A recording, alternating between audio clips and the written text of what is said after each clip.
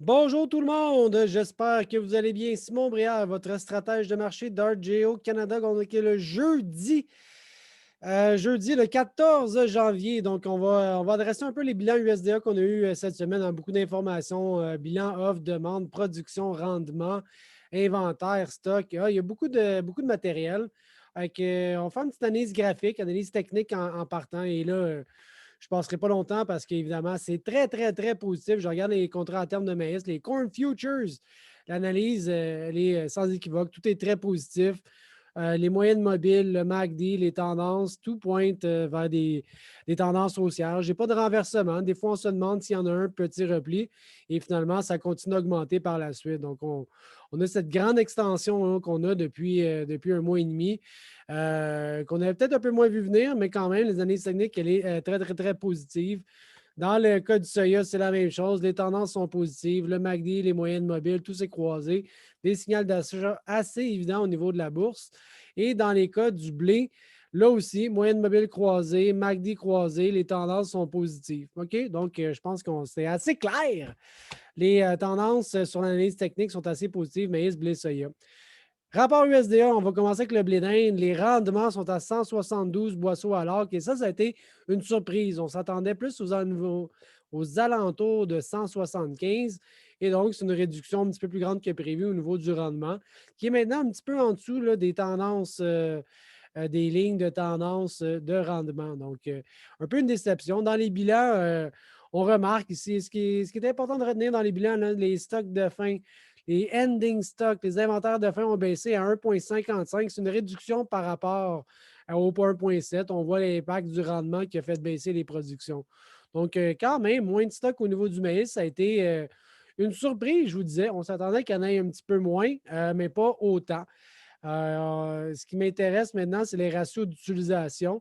Les ratios d'utilisation sont à 10,6 hein. Qu'est-ce que je fais? Je prends 1,5 milliard, je divise ça par ma consommation totale de 14 milliards 575, j'arrive à un pourcentage.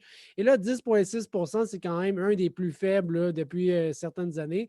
Il faut retourner au début des années 2010, 11, 12, 13 pour avoir des ratios aussi serrés. OK? Donc, 2020, maintenant, selon les chiffres là, du prix à la ferme, à 10 aujourd'hui, les ratios d'utilisation, mais naturellement, on s'est déplacé vers la gauche qui augmente le prix au niveau des prix à la ferme. Donc, rendre un rapport USDA positif pour les prix.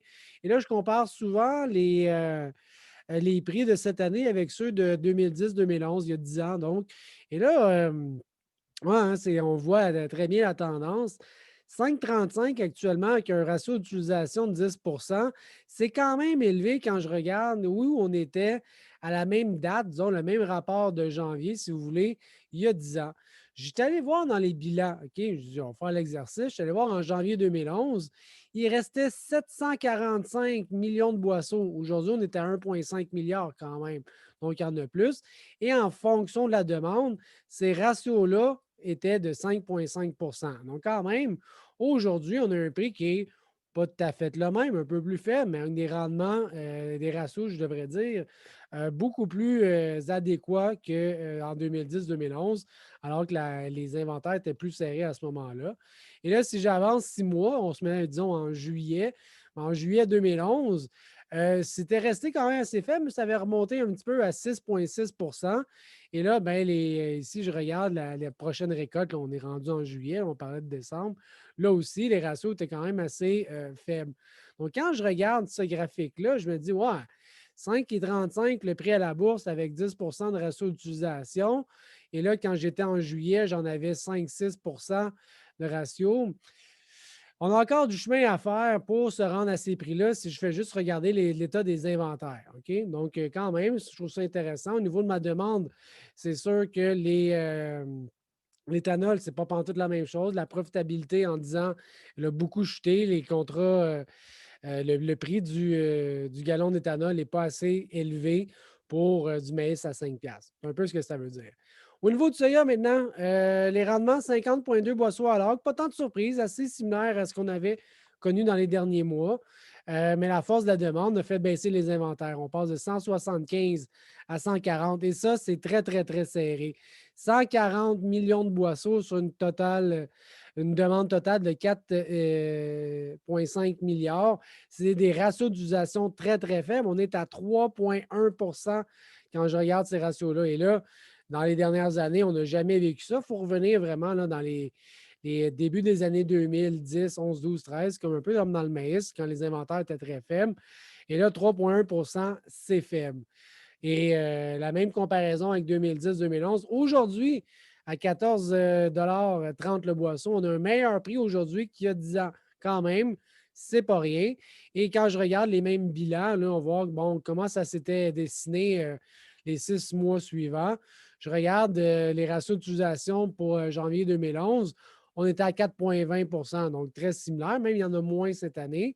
Et rendu plus tard, là, au mois de juillet, ces ratios-là étaient devenus à 6 ça avait remonté un petit peu. Donc, dans les tableaux aujourd'hui, avec 3 de ratio d'utilisation, c'est sûr que ça amène une très grande variabilité dans les prix du soya au niveau des prix à la ferme et même donc la référence à Chicago. Donc, beaucoup, beaucoup d'incertitudes au niveau des inventaires de soya. Ça signifie que ça va être volatile et dans les prochaines semaines, prochains mois à venir. Donc voilà, Simon Briard, votre stratège de marché des questions. N'hésitez pas à me rejoindre. Bonne fin de journée. Bonne fin de journée. Bye bye.